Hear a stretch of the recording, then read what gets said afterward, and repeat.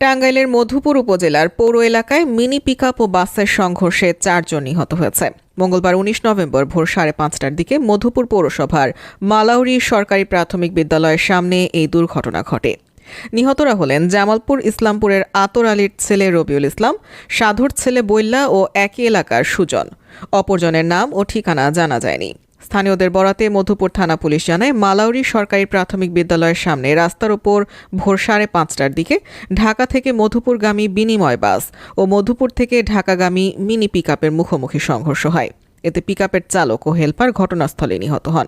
পরে পিকআপে থাকা 2 জন যাত্রীকে গুরুতর আহত অবস্থায় মধুপুর উপজেলা স্বাস্থ্য কমপ্লেক্সে নেওয়া হলে কর্তব্যরত চিকিৎসক তাদেরও মৃত ঘোষণা করেন।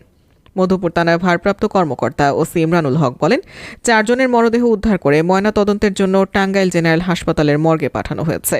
গাড়ি দুটি জব্দ করে থানা হেফাজতে রাখা হয়েছে।